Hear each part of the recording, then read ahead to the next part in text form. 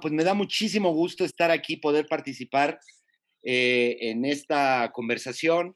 Eh, Estoy muy alegre de que pueda estar aquí desde tan lejos John Hawkes, autor del libro que nos tiene hoy citados, a Eduardo Vázquez, que hizo el prólogo de este libro. Solamente quisiera comentar un poquito sobre John, el autor. Él ha desempeñado un sinfín de trabajos en esta vida. Bueno, primero lo saludo como colega actor, ha sido productor, director de teatro, malabarista, también ha sido servidor público, ha hecho muchísimo trabajo con el teatro en desarrollos comunitarios, actividad comunitaria.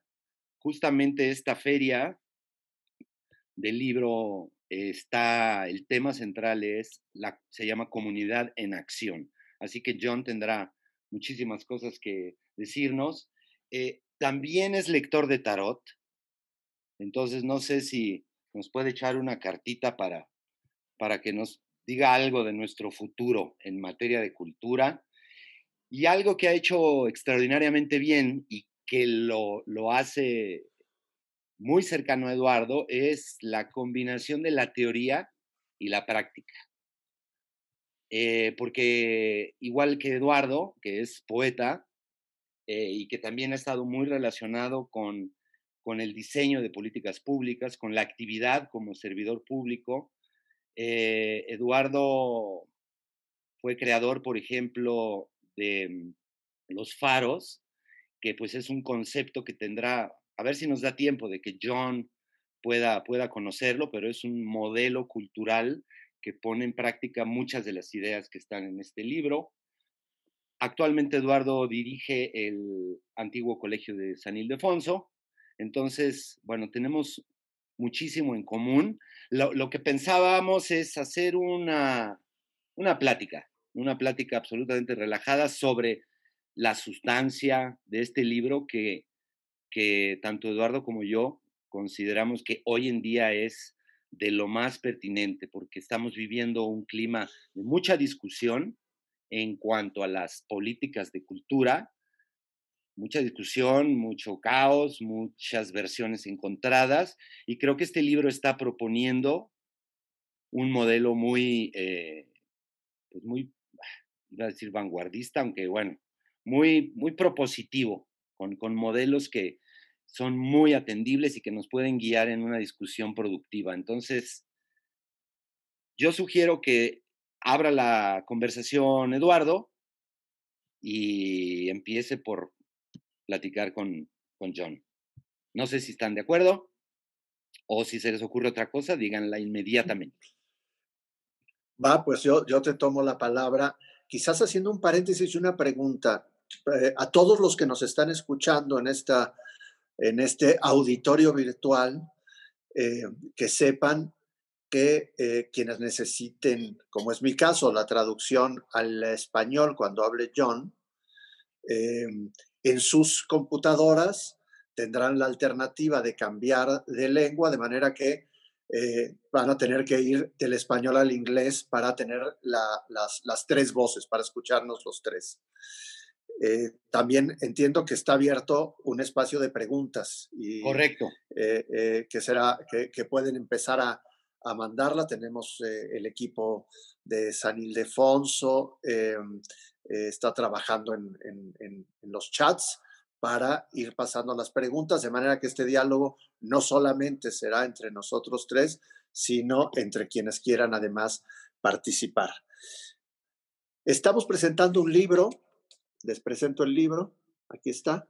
Estamos presentando este libro que tardó 2 décadas, su aparición original fue en 2001, ha tardado 2 décadas en pasar a esta traducción y divulgarse en México.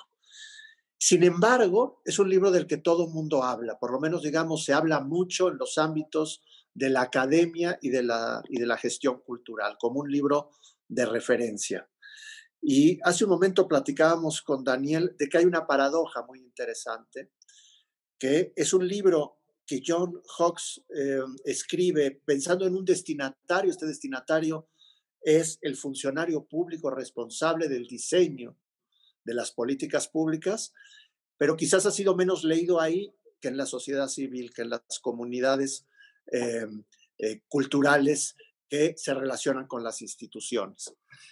Y, eh, y es un libro que parte de propone una metáfora que ha sido profundamente exitosa. A veces, como muchas veces pasa, se comenta más de lo que se le conoce, el cuarto pilar del desarrollo, ¿no? Frente a la idea dominante, digamos, de que del siglo XX, como una propuesta ya de vanguardia en su momento, de que el desarrollo, el concepto de desarrollo, partirá de el desarrollo económico, en efecto, pero que tiene que ser acorde con el desarrollo social, pero que desarrollo económico y social tienen que tener como finalidad la sustentabilidad, el, eh, el, el respeto al medio ambiente, etcétera. Cuando esta idea fuerte se avanza, John Hawkes dice, señores, a esta mesa le falta un pilar, le falta una pata, se va a caer. Alguien decía hace un momento, a este gato no, le falta una pata. Porque el desarrollo social y el desarrollo económico y la sustentabilidad solo son eh, entendibles desde la perspectiva de una visión de la cultura, es decir, una visión de la humanidad, de cómo queremos convivir, de cómo queremos compartir, de cuáles son nuestros deseos comunes, de cuáles son los objetivos de que de manera colectiva nos hacemos. Y eso sucede en el mundo de lo simbólico, en el mundo de la metáfora, en el mundo de la palabra, en el mundo de la creación, que es el mundo de la cultura. Si no se incluye al cuarto pilar del desarrollo, a la cultura, este ser no sabe dónde ir, no hay destino. El concepto de desarrollo carece de destino. Y a partir de eso, digamos, muchos de los activistas en materia cultural intervienen diciendo falta el cuarto pilar del desarrollo, no está en las políticas públicas el cuarto pilar del desarrollo. Pero yo creo que este concepto en el libro, por eso es tan importante su aparición, es mucho más complejo, porque nos hace parte incluso de una que me gusta mucho eso de John, una crítica del lenguaje. Discute el concepto, por ejemplo, de desarrollo. ¿Puede aplicarse el concepto de desarrollo a la cultura? Y propone una metáfora o una imagen que me fascina. Más que desarrollo, que tiene que ver ya con esta, digamos, malentendido de la sociedad contemporánea como crecimiento, acumulación, multiplicación de mercancías. John propone que la cultura lo que tiene es que ser vital, lo que tiene es que estar viva. Y estar viva significa que hable, proteste, diga, intervenga, sueñe, invente, etcétera, etcétera. Esa vitalidad de la cultura es la que va a darle vitalidad a todo el proyecto de una comunidad y de una sociedad. Hace 19 años que escribiste este libro, John. ¿Qué te dice hoy a ti? ¿Cuál es tu lectura hoy de este libro que tanto nos ha estimulado, que tanto nos ha dado que pensar? Y como crítico del lenguaje y crítico de la palabra, ¿cómo lees tú hoy el cuarto pilar de la sustentabilidad?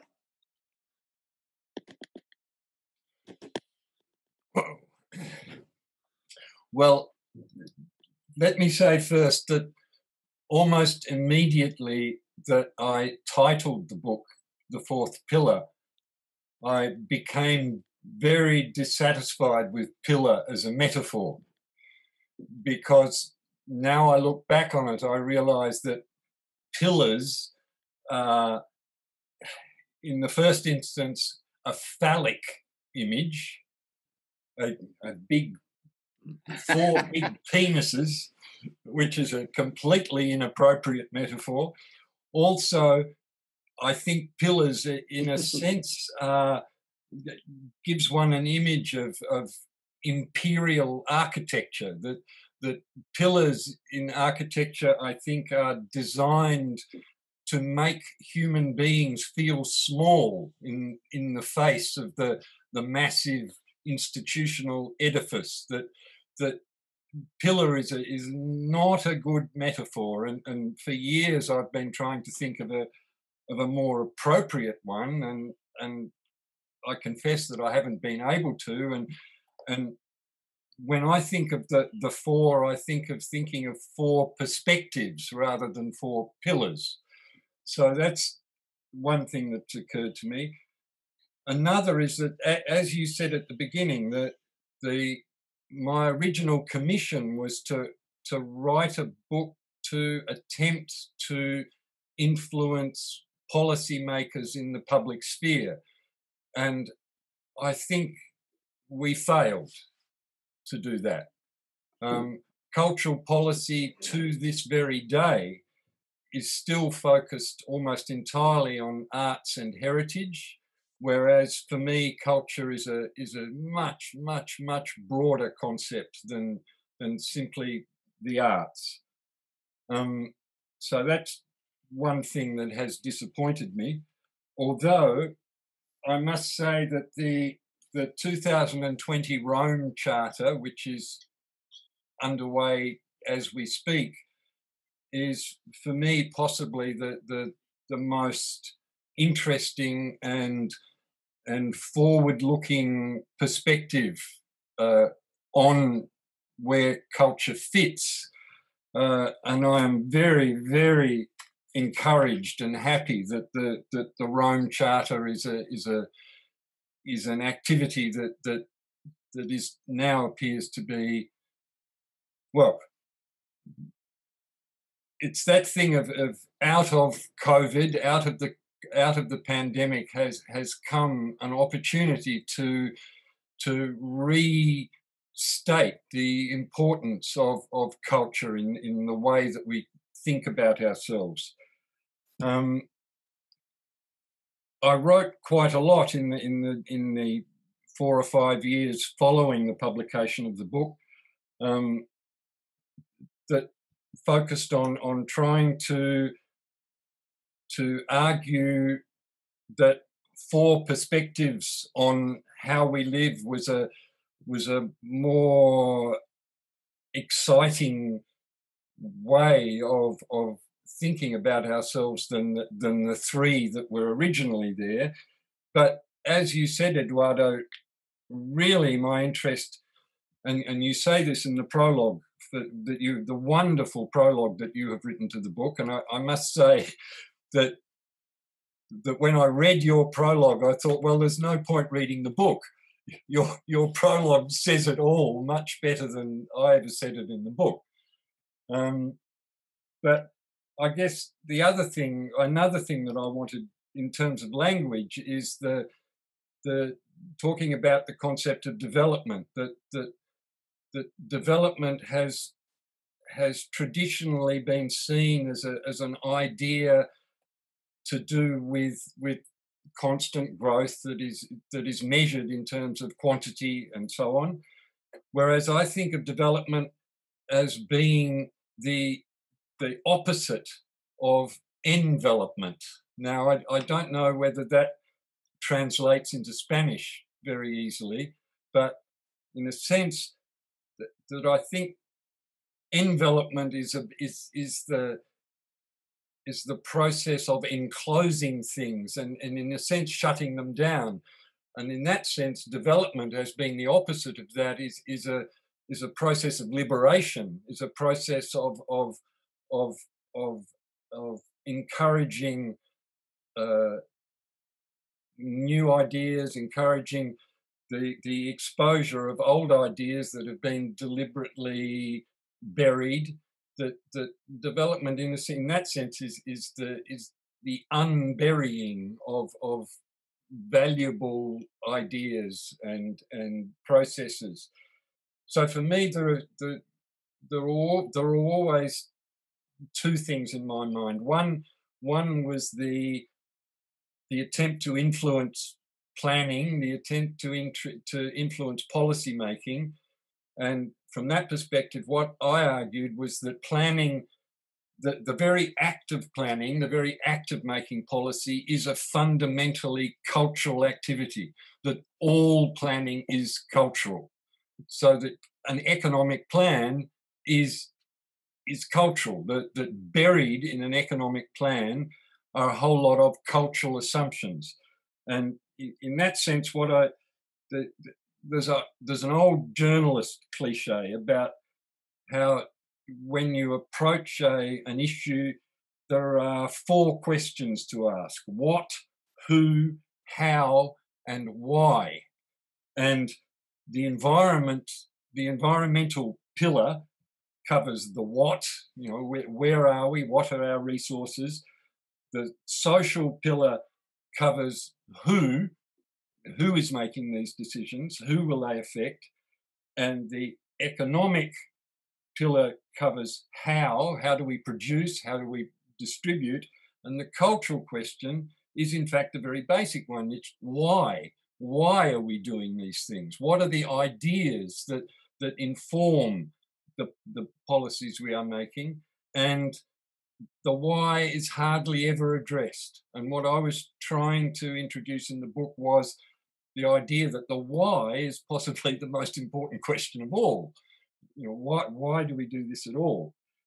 But the other side of my interest, again, as you implied in what you said, Eduardo, was about arts practice, and my focus has always been on trying to imagine an arts practice that is deeply rooted in community. That we must recognize that creativity is the right of all people. That to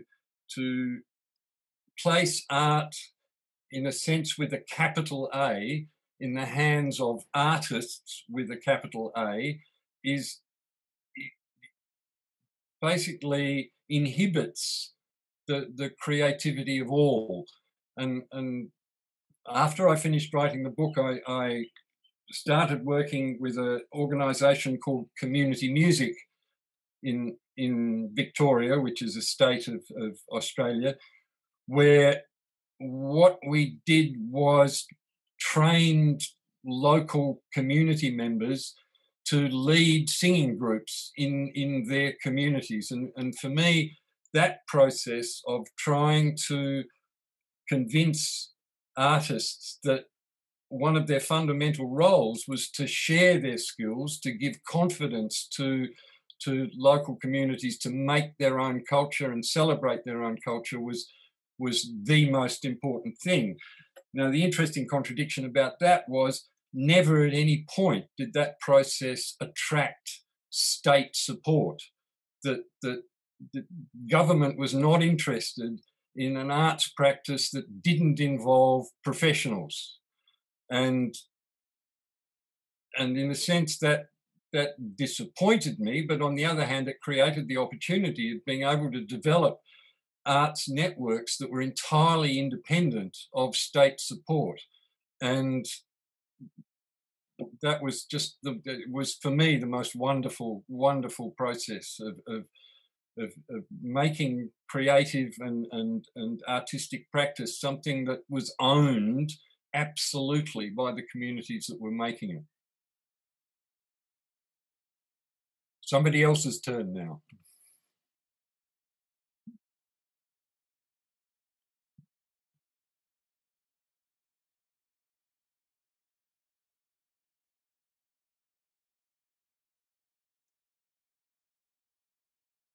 Perdón. Hay hay tantos asuntos en el libro. La verdad que estoy, a ver, Eduardo, ayúdame porque realmente hay como muchos temas. Habría uno quizás a lo mejor que puede ser como benéfico para la audiencia que está con nosotros y que a lo mejor John como externo nos pudiera ayudar, ¿no? Porque qué camino, escuchándolo hablar de cómo él, esta activación comunitaria que hizo con la música no tuvo eco, son obstáculos a los que él se ha enfrentado todo el tiempo y son obstáculos a los que nosotros nos enfrentamos también aquí en México. Una dificultad de que la autoridad y los encargados de diseñar las políticas públicas escuchen. escuchen estas nuevas ideas. Hay un problema cultural, posiblemente. Necesitamos un cambio en la manera en que se diseñan, un cambio en, por ejemplo, la participación de la ciudadanía en el diseño de las políticas públicas. Entonces, no sé, me gustaría aprovechar la experiencia que tiene John para, pues, para sugerirnos caminos. O sea, nosotros en Ediciones del Milagro, pues se nos ocurre editar este libro. Yo personalmente, pues tengo la idea de llevarlo personalmente a servidores públicos, hacer que le llegue al presidente de la República, a su esposa, a todos, ¿entiendes? Para que, a ver si lo pueden leer y podemos empezar a dialogar, ¿no? No sé, Eduardo, ¿cómo? Porque bueno, también hay mucha materia del libro que me gustaría hablar, entonces tú escoge. No, yo pensaba en, bueno, eh, el, eh, el tema de discutir el progreso, ¿no? Porque ese es el tema, cuando hablas de decrecer, es de discutir para qué hacemos lo que hacemos. Y después dijiste otra cosa, John, que era el fracaso. Decías, este libro era para funcionarios y la idea de que influyera realmente en el diseño de las políticas, en eso fracasé.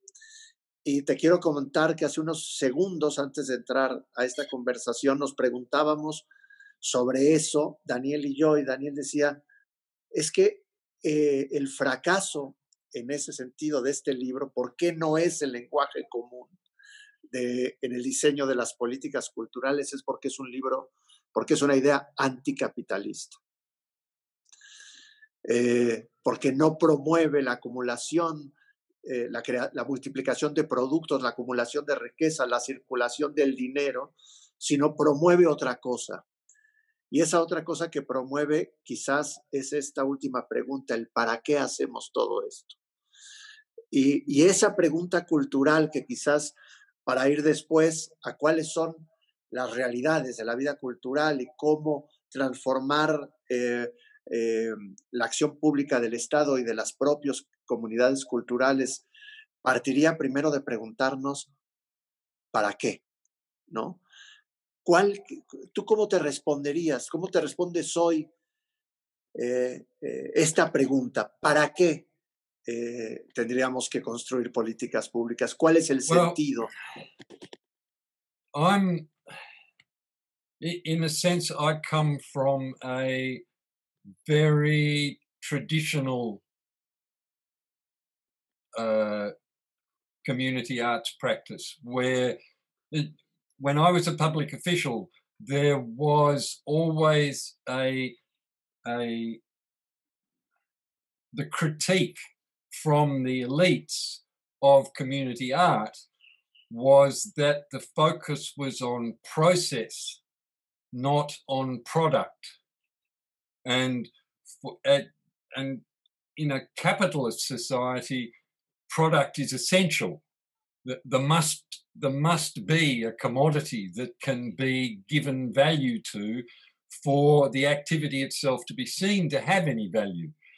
And my position always has been that in a sense, that the product is irrelevant, that it is the process of creative practice. It is the activities that happen in the making of art that are the most valuable manifestation of art, not so much what the result is, but what happens in the activity itself.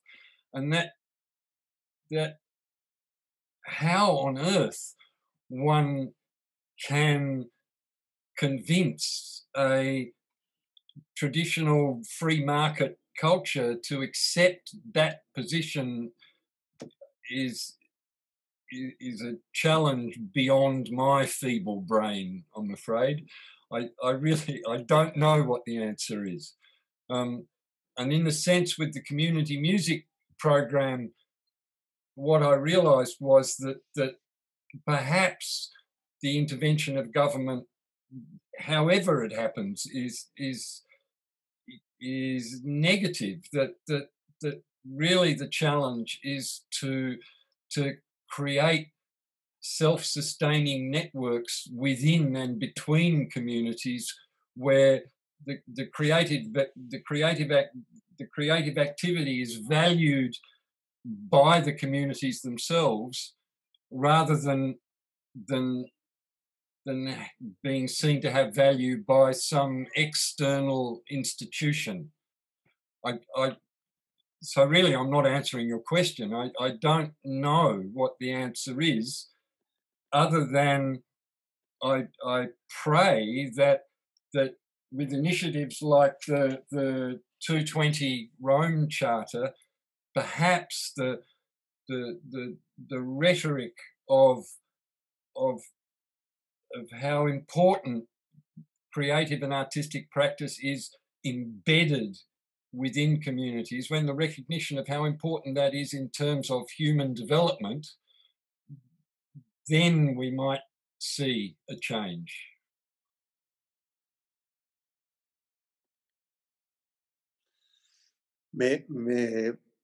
Adelante, Eduardo. No, es que pensaba en otro malentendido, que esta idea del desarrollo, digamos, de la cultura comunitaria y de la construcción de procesos al interior de diversas comunidades para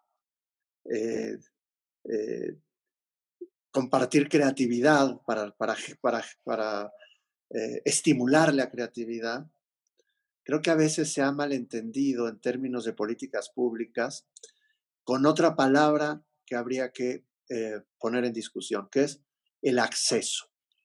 Se piensa que lo importante es que las comunidades o la población o los públicos o el pueblo, o como se le quiera llamar, tenga acceso a la cultura, como si la cultura fuera algo que estuviera fuera de la comunidad, ¿no? Que es un bien que no produce la comunidad y hay que tener acceso, ¿no?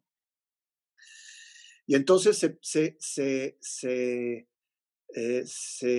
equivoca el camino y se dice que se está haciendo cultura comunitaria porque se llevan acciones comunitarias, una compañía de teatro, un festival de música, compañías de danza, un cineclub, etcétera, a una comunidad y se piensa que ahí se resolvió una justicia, que ahí se hizo justicia social porque se hizo accesible lo que en principio parecería como un privilegio de las élites, se hizo accesible a los otros. Pero lo que me parece que está en el centro de tu reflexión y me parece que es mucho más valioso, es que lo que hay que hacer accesible son las herramientas o las capacidades para la creación, para el desarrollo de la creatividad. Sí, adelante. I think when we were doing the community music program, we began by saying that what we were was a training program, but what we realized in the end was that what we were was a confidence building program. That what we were doing in communities was validation and recognition of the inherent creativity and the inherent capacities within a community. That what they needed was confidence in their own production, in their own processes, and that artists can be enormously valuable in giving community activists the confidence to do what they do. That's my point, really. That there are a whole series of access issues, many things that communities need access to that they don't have, not least things like even time. You know, how do you have time to be creative?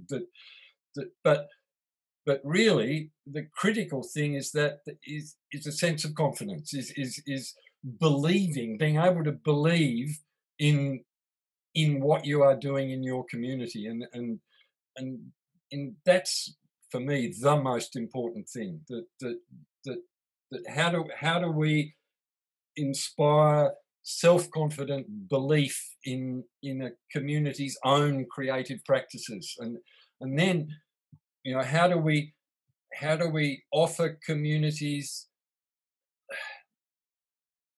I guess, new ways of seeing the world. You offer alternatives that then a community can choose of their own volition as to what direction they wish to go in. And I'm not at all. I must confess in the end that ultimately I do come from an anarchist perspective, that I'm deeply suspicious of state interventions of any kind, really, no matter how well intentioned. That really it is the capacity of communities to feel proud of their own culture. And I mean, it's something, Eduardo, you were implying that one of the unspoken assumptions of a lot of state interventions is that communities lack culture, that they have no culture, and that what we are going to do is bring culture to the community. And that's complete nonsense. I mean, you cannot be a human being and not already have culture. The culture is part of us. So it is what makes us human, and that recognition. I don't know if any centralist government can ever accept that fact.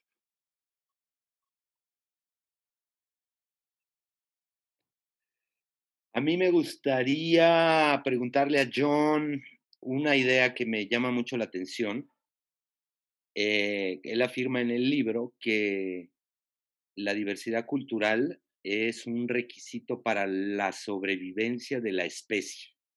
Más allá de que sea una cosa de justicia social porque también veo que ahí está dirigiéndose al Estado. El Estado es quien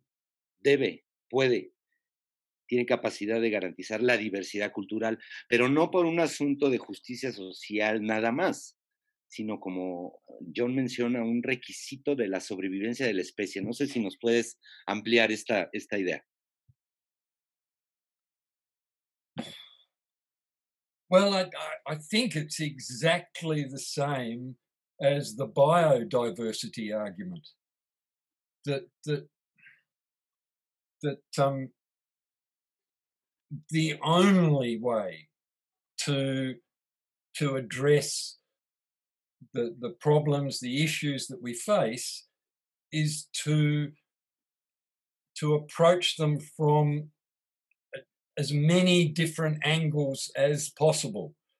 That there is never only one answer. There is never only one perspective, and that cultural diversity brings with it a multitude of perspectives, and it is in that exchange between perspectives that we find a way forward, that we find a way through. So there's that point that it is only through diversity that the world can survive, really. And just as we've come to understand that in a biological sense, I think exactly the same thing applies in a cultural sense. Pues el peligro del monocultivo. En la cultura también es un peligro el monocultivo, y terminar con la diversidad para imponer una sola forma de trabajar la tierra. Por ejemplo, en México el tema, John, del maíz, por ejemplo, está muy, muy relacionado a lo que estás diciendo. Hay una inmensa cantidad de maíces, y también hay, gracias a las grandes compañías de alimentos, la intención de ir homogeneizando y creando un solo maíz, ¿no? Aparentemente más rico y más fácil pero sabemos, y lo dicen los pueblos, que eso puede terminar en el hambre, porque si perdemos la diversidad, pues, por ejemplo, una sola enfermedad podría acabar con todo el maíz, ¿no? Pero cuando hablas de la relación, algo que me gusta mucho, porque creo que también en cierta discusión política se tiende a pensar que hay que escoger entre apoyar al artista y apoyar a la comunidad, que fueran dos realidades escindidas. Y entonces apoyar a los artistas es apoyar a los privilegiados, apoyar a las comunidades es apoyar a los desvalidos. Y cuando te oigo hablar a ti, me doy cuenta, o no sé si lo estoy interpretando así, me gustaría escucharte a ti esta reflexión acerca de cómo es una construcción. En esa construcción lo más valioso es el derecho a transmitir, a compartir saberes, y que el llamado a los artistas también a veces a abandonar sus zonas de confort y encontrarse con otras realidades e interactuar con esas realidades.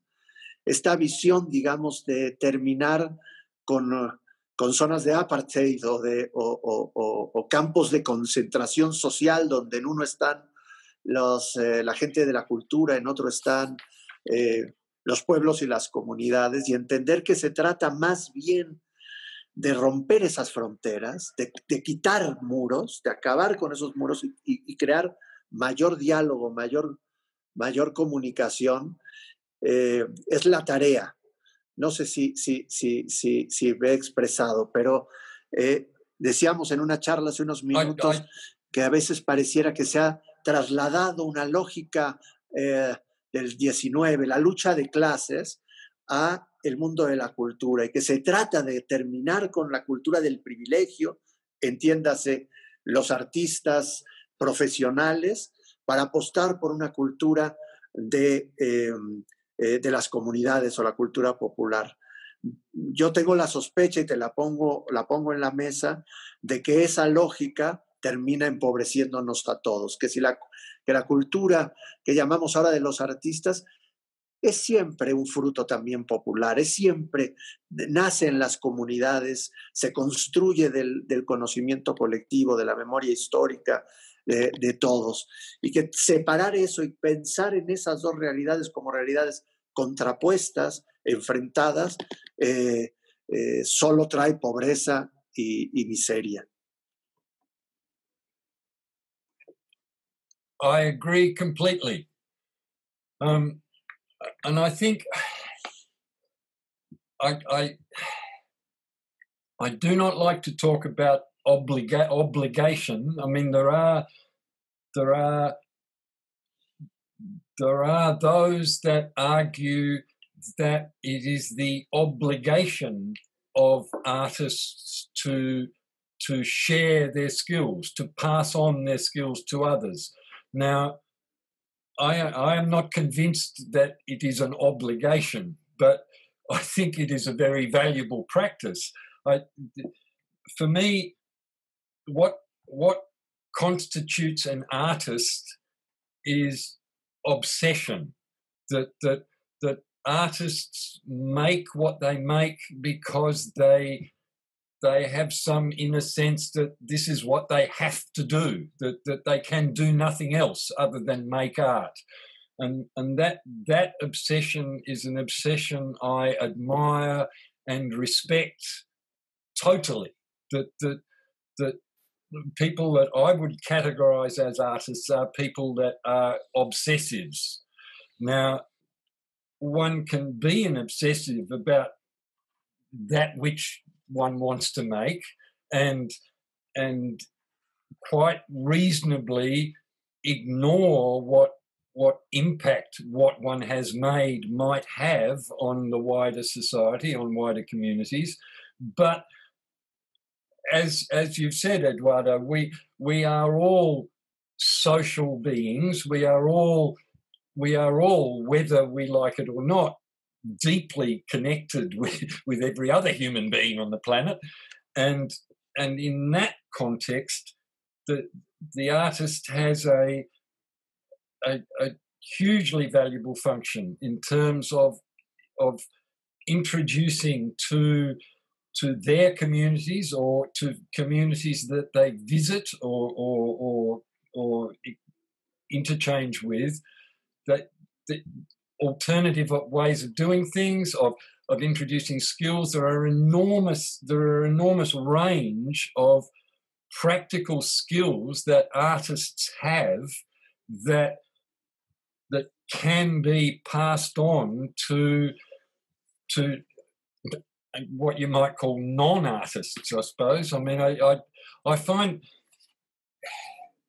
the whole arts thing in our country, I don't know what it's like in other countries, but our arts training institutions foster and encourage a sense of elitism.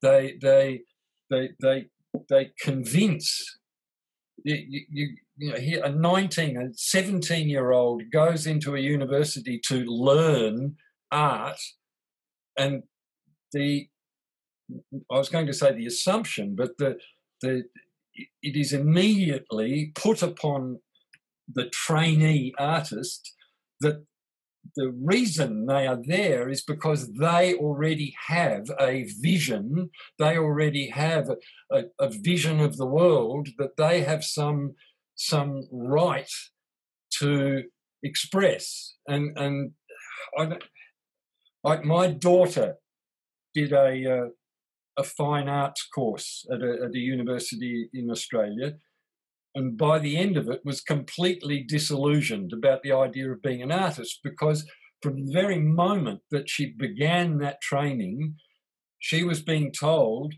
that one of the most important functions of what she was doing was to be able to write and speak about the meaning in her art, that there was a presumption that an 18-year-old had a vision of the world, that they had a right and an expectation to present to the world as a product. And I guess what I'm saying is that the whole process within our society currently, in the sense of the manufacture of artists, is obscene, from my perspective. That I mean, there are many artists who said, if I could write about what I make, then why would I bother making it? That art is a connection to ineffable things. That art is a way of expression that goes beyond language, that goes beyond words. And I'm sorry, I'm being quite. I'm not expressing what I'm trying to say very well, but beyond that it is a hugely exciting and important function of people that see themselves as professional artists to engage with communities at the level of teaching skills, of what in our language we would call trade skills. I mean, in the olden days, art schools were very similar to trade schools. You worked in the studio, you got taught how to apply paint to canvas. You got taught how to cut a piece of stone. Now it appears, because art schools have become part of academic universities, you're not taught those things anymore. What you are taught is how to describe the idea behind the work that you are making, which for me is a completely pointless exercise. The work that you are making expresses whatever it is you want to express in itself. The interpretation of that work is the job of critics, not the job of artists. Is that helpful?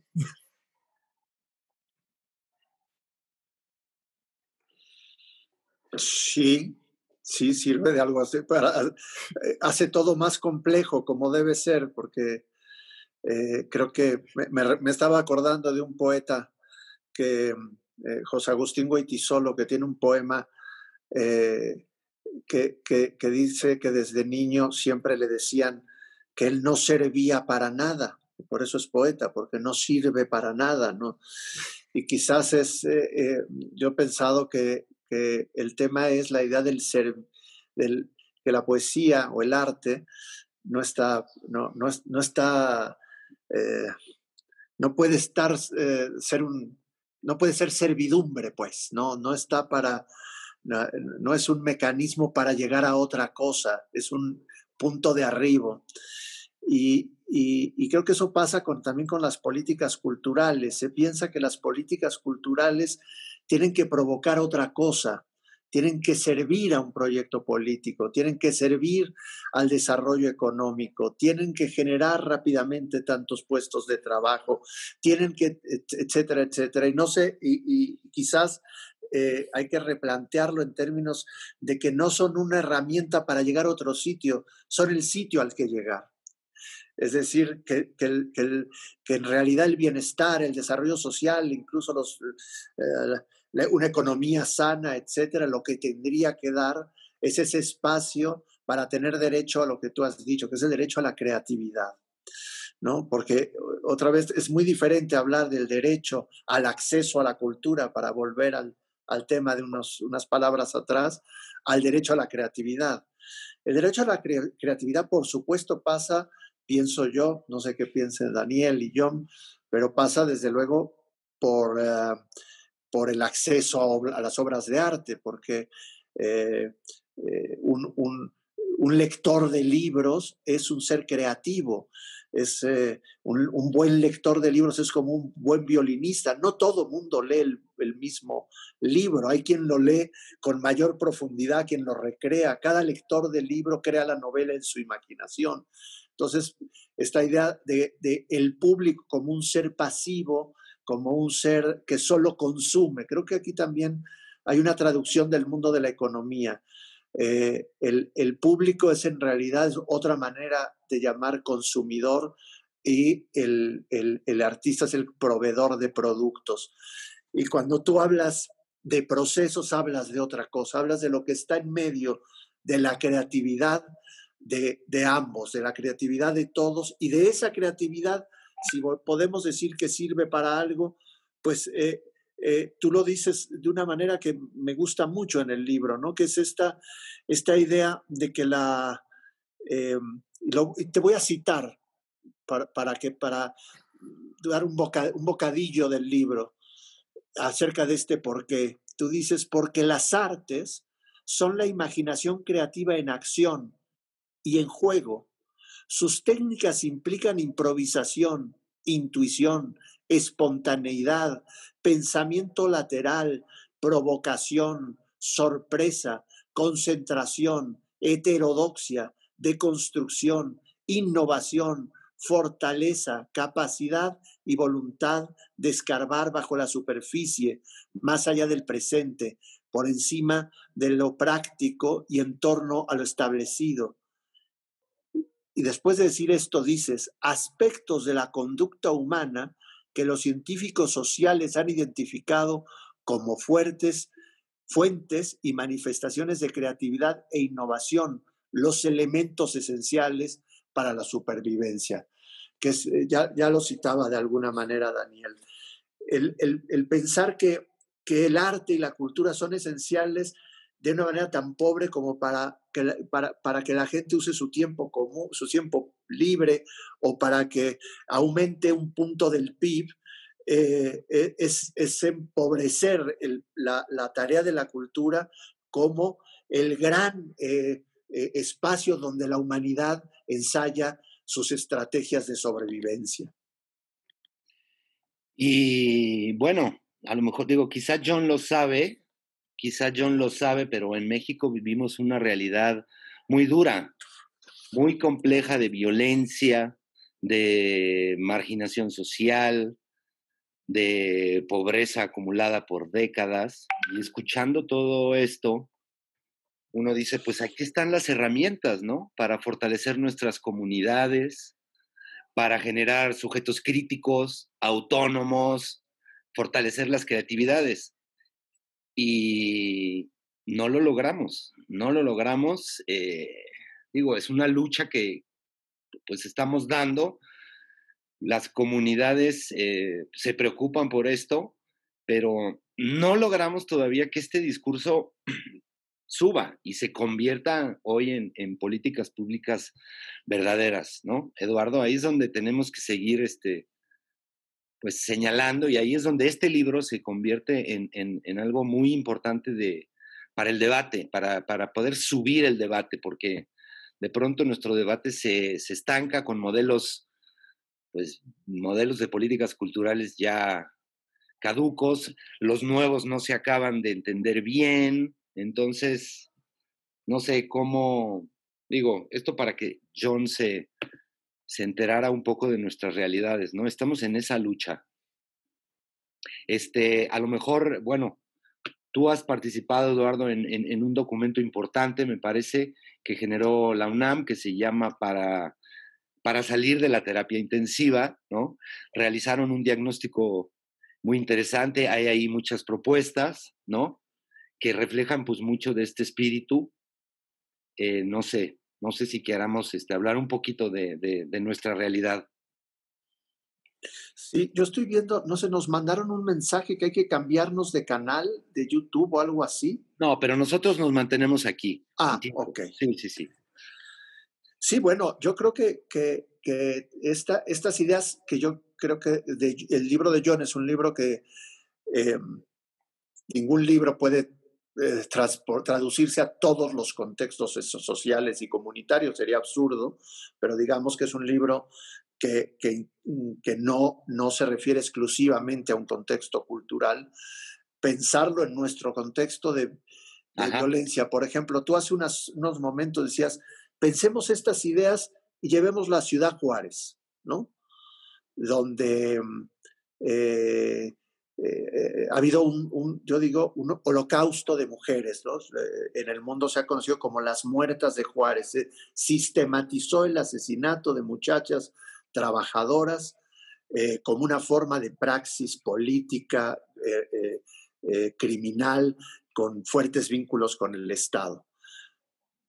¿Cómo interviene una política cultural en un espacio donde la vida humana se ha devaluado a ese tamaño, donde el interés económico de maquiladoras de cadenas productivas internacionales ocupan una mano de obra barata, de mujeres jóvenes, desechables, no formadas, donde el Estado y las instituciones no generan espacios de comunidad, no generan formas de fortalecer la vida colectiva y de dar seguridad a sus ciudadanos, donde la ciudad no está planeada para que los ciudadanos convivan, la gocen, sino solamente para llegar a estos centros de trabajo donde fundamentalmente las mujeres son mal pagadas por jornadas de trabajo inmensas. Y ahí se da un fenómeno brutal de violencia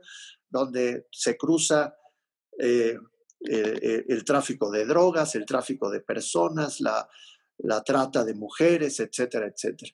¿Cómo hacer para hacer un ejercicio que no vamos a resolver, pero cómo traducir estas ideas de la cultura a estos espacios enormemente crispados y dolorosos que nosotros lo vemos muy cerca como mexicanos, pero que también son el mundo? Eso es Guatemala, eso es El Salvador, eso es Nicaragua, eso es Siria, ese es el mundo, ¿no? Quizás sea más excepción el mundo que vive en paz y que vive confortablemente al mundo que vive en estos niveles de crispación.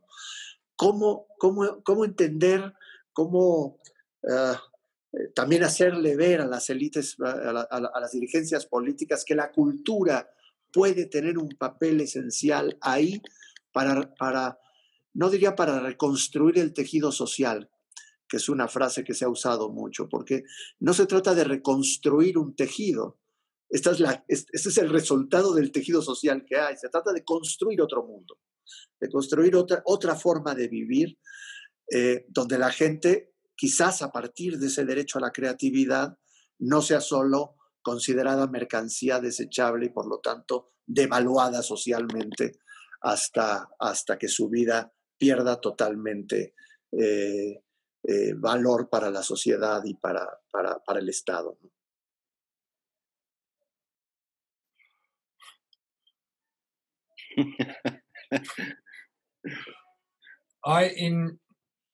For the last 10 years now, I have worked for a indigenous theatre company in my state, in Victoria, and the status of indigenous people in this country is shocking. The rates of infant mortality, the rates of incarceration, the exploitation is deeply, deeply shocking and has not improved over the last 30 years, despite the constant rhetoric from institutions that they are going to what they call close the gap to create equality, and it's not happening. On the one hand, on the other hand, we have a National Arts Prize, and for the first time this year, the prize was won by an Indigenous artist. Now, that is heralded as a huge step forward in cultural development in Australia, and in a lot of ways, I think that's nonsense. That again, the reason I work for an Indigenous company is because all of the things that I've been saying already, really, that it is the development of an independent confidence. It is the development of a pride in one's own culture that gives one the foundation to be able to take political action that is effective, I think. Now, I guess, but we have a very famous song in Australia that tells the story of a land rights struggle, and the name of the song is "From Little Things, Big Things Grow," and in the end, I guess for me that becomes possibly the most meaningful statement. That the only way that effective counter struggle can occur is through grassroots development that is owned and practiced by the people, by not by an intervention from the state, but by local and small activities that grow and network and may develop into something. The little that I know about Mexico, I mean, I guess one of the strongest things for me is the Zapatistas. That growth for me has always been a what do you call it? A torch-bearing thing. That what's happening there is something to which all of us in the rest of the world can look to as a beacon. Again, I don't know how helpful this is, other than that. For me, it is local development that is locally initiated that is where the most likely crucible for powerful change.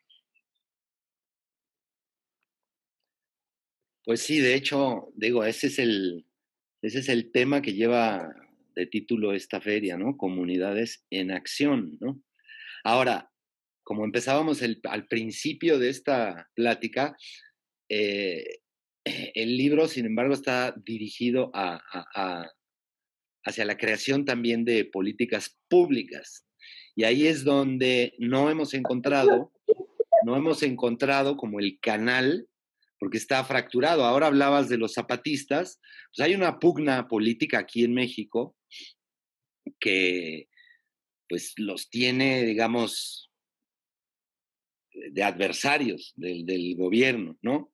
Y nos pasa frecuentemente, ese ha sido como el talante aquí en México, que los servidores públicos, los funcionarios se convierten en adversarios de la comunidad y es muy necesario y urgente poder entablar diálogos, ¿no? Necesitamos entablar diálogos verdaderos, diálogos eficaces y que den resultados, ¿no? Porque también venimos de décadas de diálogos. Hay una expresión aquí que se llama dar a tole con el dedo, donde pues, se hacen diálogos, se nos dan palmaditas en la espalda y ya, creo que, bueno, usaste la palabra resistencia también. Creo que, pues, nada, lo que toca es seguir en esta lucha, articularse entre todas las comunidades, seguir luchando por la autonomía. Es algo que también Eduardo siempre trae muy a colación, la autonomía, la independencia, y sumar fuerzas y seguir luchando por entablar diálogos, que como comunidades podamos incidir en cómo se diseñan las políticas, cómo se gasta el dinero, ¿no? Ahorita tenemos acá, se acaba de presentar el proyecto de presupuesto para 2021. Entonces, reconozco también que como sociedad nos falta mucho trabajo para saber leer estos presupuestos, para sentarse y decir, a ver, como comunidad proponemos que no se gaste así como ustedes quieren, que se gaste de esta y de esta otra manera, ¿no? Y tenemos que mostrar el músculo, pues no sé, habrá que con nuestros medios artísticos seguir luchando para ser escuchados, ¿no? Sí, yo no sé si es una forma de la inocencia o demasiado utópico pensar en que la construcción comunitaria desde de abajo y horizontal, ¿no? Con esta experiencia que tú hablabas de los zapatistas, que hay otras en México, pienso en Cherán, los purépechas michoacanos,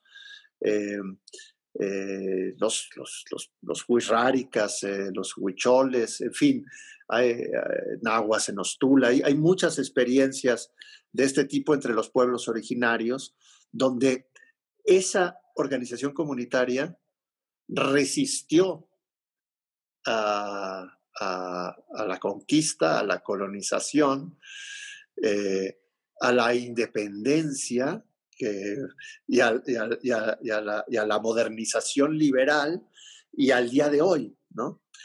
A mí me parece más difícil pensar en esos términos en estas sociedades más híbridas, comunidades más híbridas, mestizas, donde esa resistencia histórica no forma parte de la cultura, no forma parte de la cultura de las personas. Cómo construir en ese otro mundo, por cierto, mayoritario, ¿no? En unas sociedades, en las sociedades contemporáneas o una sociedad como la mexicana, cómo construir esta idea, estas nuevas comunidades, estas comunidades, digamos, tras el fin del sueño de una modernidad que nos iba a sacar del dolor, del hambre, de la explotación, nos iba a convertir a todos en seres prósperos, ricos y felices. Ese mundo se desmorona, ¿no? Ese mundo ha terminado. Y está el ejemplo de los pueblos originarios que resisten y que resisten a partir, no tanto de que sean mejores o peores, resisten porque no destruyeron la comunidad. Eso es lo que tienen de punto de partida, ¿no? Que tienen ese tejido funcionando y que en el vecindario, en mi barrio, ese tejido no existe.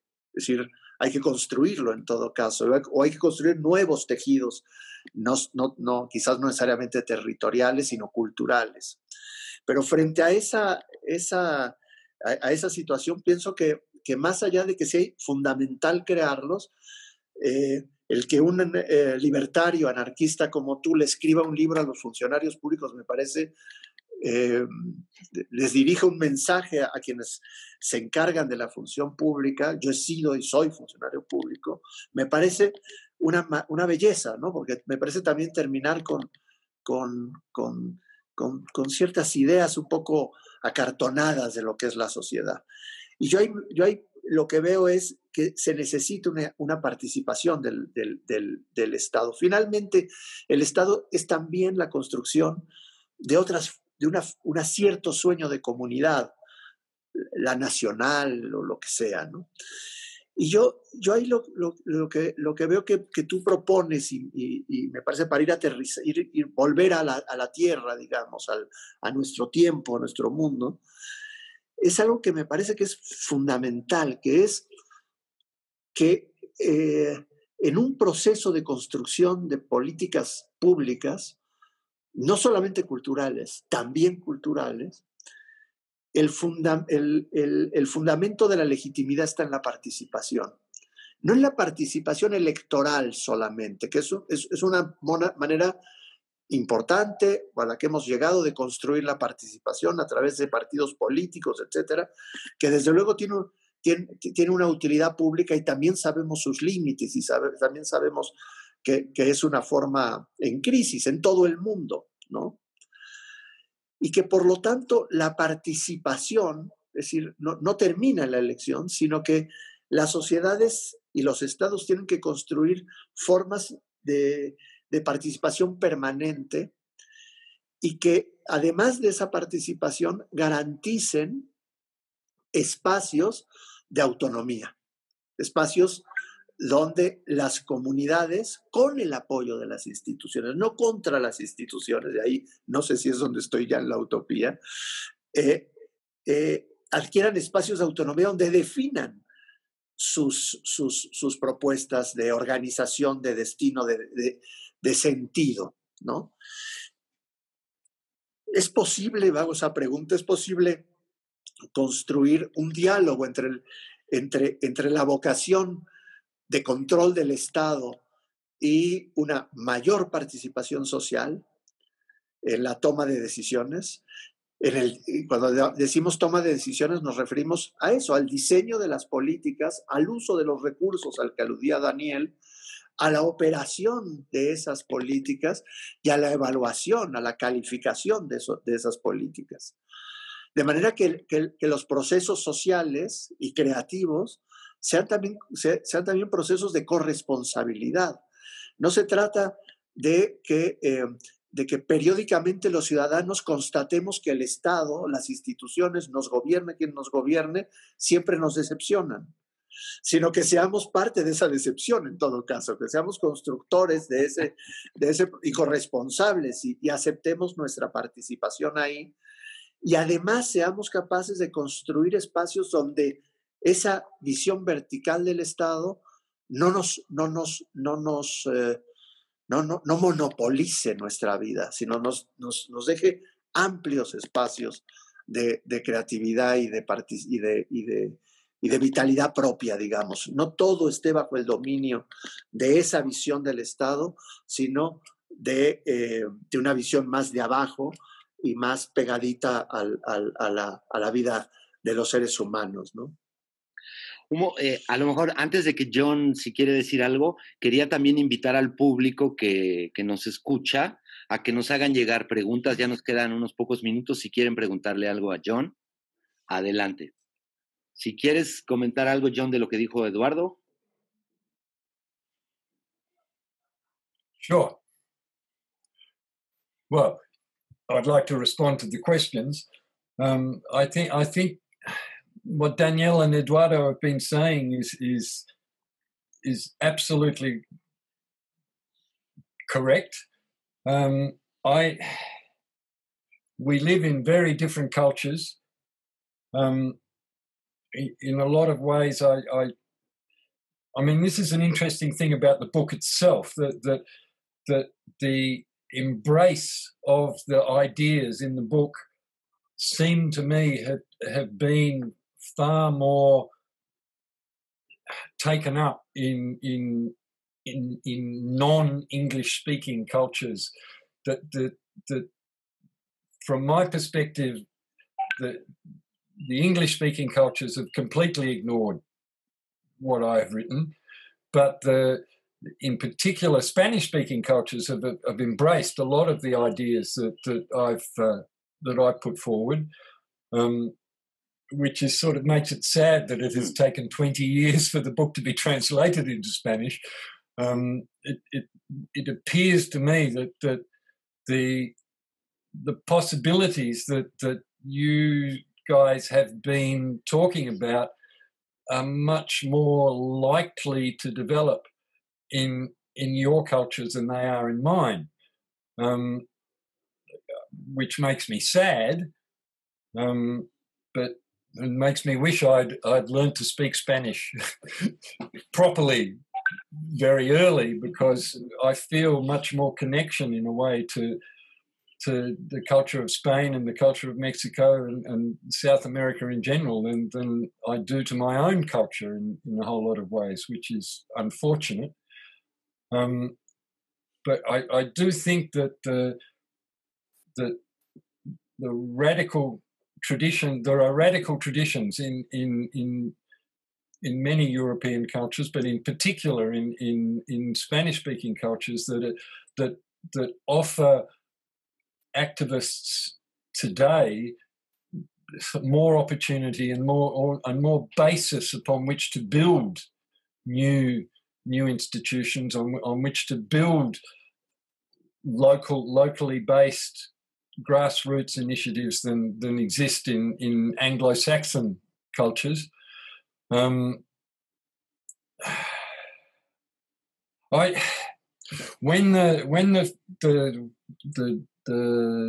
the financial crisis happened years ago, there was a lot of thought amongst people like us that this was the opportunity for the world to change, and it didn't.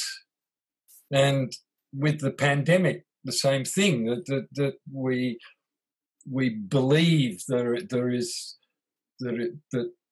the crisis that has occurred gives us the opportunity to change things, and perhaps that's utopian, as you said, Eduardo. But I guess we have to seize every opportunity that comes to us to try and change those things. But I'm now getting very old, and as with all good radicals, you realise that whatever change happens will happen long after our lives are over. But we have to keep fighting. We have to maintain the struggle.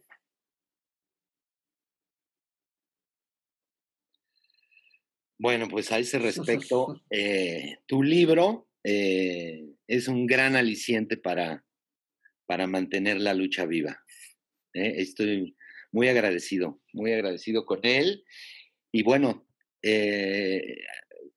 gracias. Ya te informaré personalmente de los esfuerzos por lograr que nuestras autoridades actuales lo lean y lo entiendan, ¿no? Y ver qué resultados podemos tener, ¿no?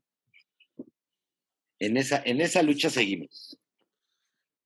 Sí, yo a todos los que hoy nos están oyendo en estas nuevas salas de conversación o auditorios virtuales, a mí me gusta siempre en las presentaciones del libro decir que es de mala suerte salir de la presentación y no comprar el libro. En este caso es un poco complicado, ¿no? Habrá que buscarlo, pero lo que yo quiero decir es que sí es un libro inspirador. No es un libro de recetas, ¿no? O sea, no es un libro quien piense que si lo va a recibir tal presidente municipal, pasado mañana va a construir la política cultural perfecta y va a entender cómo se debe incluir a la cultura en el presupuesto, pues se va a decepcionar. Lo que sí va a encontrar son una enorme cantidad de reflexiones pertinentes, de crítica de nuestro mundo, pero una crítica absolutamente germinal. Es decir, a pesar de estas últimas palabras de John Hawkes que podrían parecer un poco pesimistas, ¿no? O melancólicas quizás, como de no ver que las palabras y las ideas y los sueños radicales hayan florecido como se pensaron. Pues yo creo que tomando las propias palabras de John Hawkes, lo importante son los procesos. Y este libro es parte de un proceso en el que hemos aprendido muchos, y si tiene éxito es porque se parece a los deseos de muchos otros, es porque dialoga con las realidades, es porque nos hace más legible el mundo y muchas veces nuestros conflictos.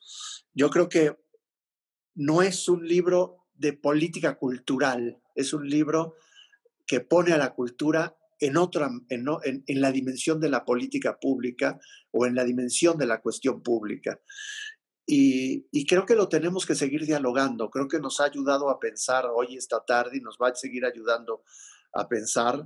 Y yo quiero felicitar además al Milagro, porque no es un libro que tiene como función ayudar a los administradores de la función pública a trabajar, pues parecería que tendría que haber nacido en las editoriales públicas, ¿no? Nació en una editorial de la sociedad civil, en una editorial ciudadana, y eso me parece que es una cosa que hay que celebrarle al Milagro y que es un mensaje a todos, ¿no? Es un mensaje también de para dónde van las cosas. Así que pues oye, espera, me toca despedir. Espera, porque me estaba acordando, bueno, este libro creo que también llena un vacío que ha dejado tanto la izquierda como la derecha, porque me estaba acordando de los festivales de cultura que organizaba son los años 60 y 70 la izquierda. ¿Tú te acuerdas, Eduardo? Se llamaba acá en México, por ejemplo, Festival de Oposición, ¿no? Y ahí el papel que jugaba la cultura era central. Aquí venían expresiones culturales de todo el mundo y sí era algo que la izquierda tenía como arma y herramienta, ¿no? Algo pasó en el camino que se perdió, ¿no? Se perdió y hay un vacío. En el discurso de la izquierda escuchamos retórica política que sigue sin incluir a la cultura desde dentro y entendida. Entonces, ahí es donde este libro me parece que es una respuesta contemporánea, ¿no? A ese hueco que existe, ¿no? En todo el espectro político, ¿no? Y bueno, entrando en agradecimientos y en despedidas, quizá también yo quiero agradecer este espacio que nos da el colegio, el antiguo colegio de San Ildefonso, a quien organizó esta feria. Muchísimas gracias. Está por ahí, espero, Jorge Anaya. Le mando un saludo, que es quien tradujo el libro. Y espero que también esté por acá Diana Goldberg, que fue la que cuidó con mucho cariño la edición. Y no sé, espero que no se me vaya nadie más. A ti muchas gracias, John. Muchas gracias por darnos este tiempo, la oportunidad de conocerte. Voy a ser muy feliz de darte. It has been wonderful. Darte alguna buena noticia de hasta dónde llegó tu libro, allá arriba. En y los acá abajo de gobierno en todos abajo. lados. Well, I should say just one thing out of what Eduardo said was that, yes, I may not see the results that I would wish, but I can imagine them. And that in a sense, is what art is, the act of imagination. And that can hold us, keep us strong. And thank you. Gracias a ti. Muchas gracias. Gracias, John. Muchas gracias. Muchas gracias. Gracias, Daniel. Bueno, pues damos por terminado entonces esta presentación. Espero que haya sido de utilidad e interés para todos. El libro ya está ahí a la venta en la feria y estará en las librerías para quien tenga interés en él. Muchas gracias.